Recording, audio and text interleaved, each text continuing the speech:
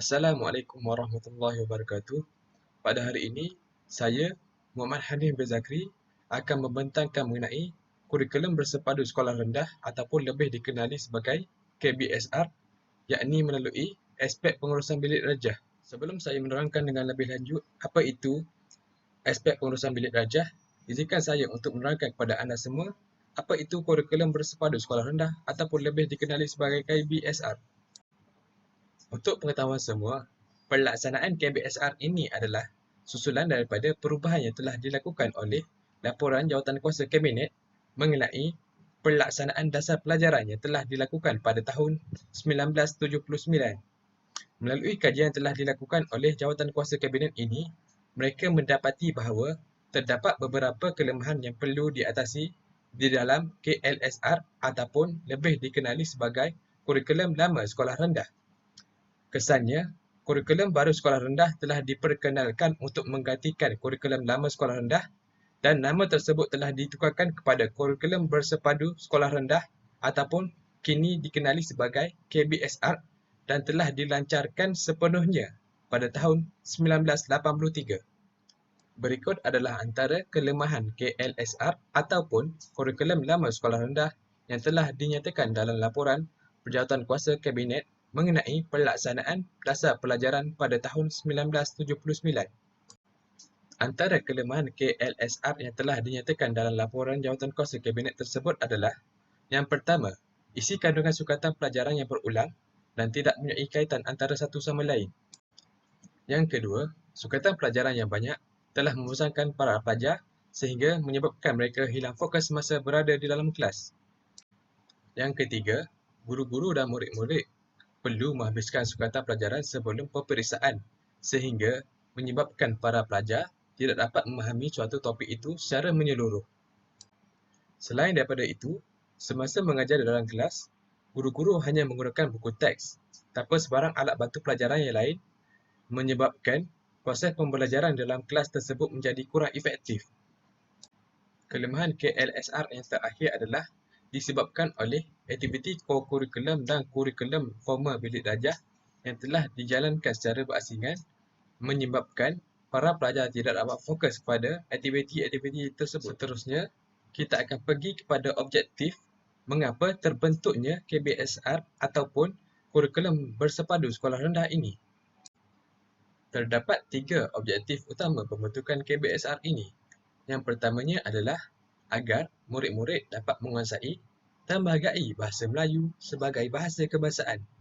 Yang kedua pula adalah agar murid-murid dapat menguasai kemahiran asas 3M, yakni yang terdiri daripada kemahiran membaca, menulis dan mengira.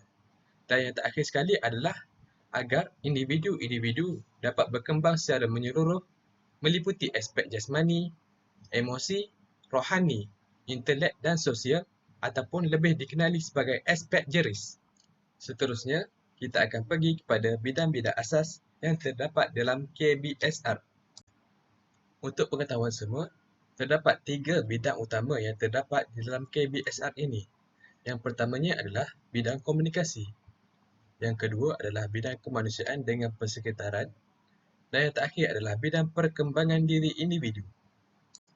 Pertama sekali, kita pergi kepada bidang komunikasi.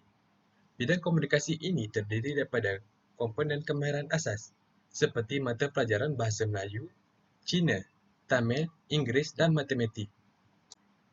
Bagi bidang yang kedua pula, yakni bidang kemanusiaan dengan persekitaran, bidang ini terbahagi kepada 2 komponen utama, yakni kerohanian nilai dan sikap dan kemanusiaan dengan alam sekitar.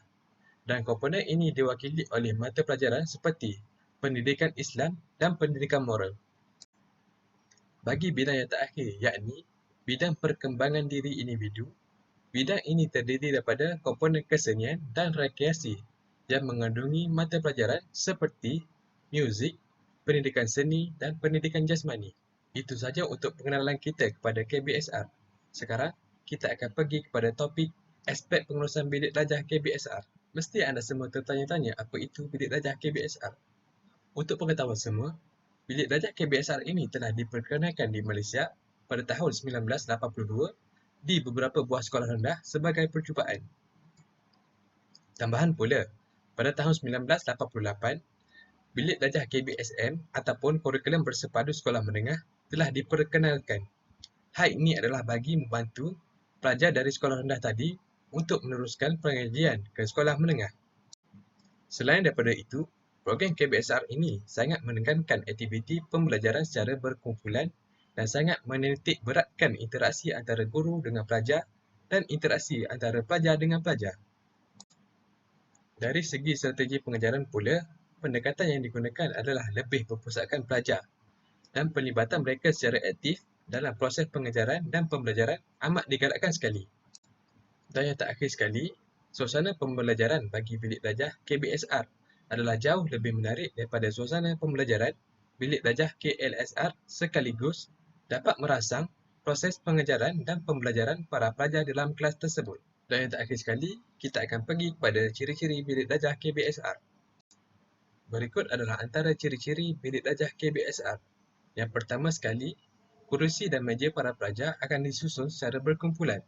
Selain itu, para pelajar ini akan dibahagikan kepada kumpulan tertentu mengikut kebolehan masing-masing. Seterusnya, bilik belajar KBSR ini sangat menggalakkan pelibatan para pelajar secara aktif dan menggunakan kaedah pengajaran dan pembelajaran yang berpusatkan para pelajar. Di samping itu, hasil kerja para pelajar akan dipamerkan di dalam kelas bagi memperlihatkan suasana pembelajaran yang kondusif. Dan yang terakhir, bilik belajar KBSR ini akan kerap melaksanakan interaksi antara pelajar dengan guru dan interaksi antara pelajar dengan pelajar. Sekian sahaja daripada saya. Sekian, terima kasih. Tapi sebelum itu, ini adalah rujukan yang telah saya gunakan untuk menyiapkan pembentangan ini. Bye-bye.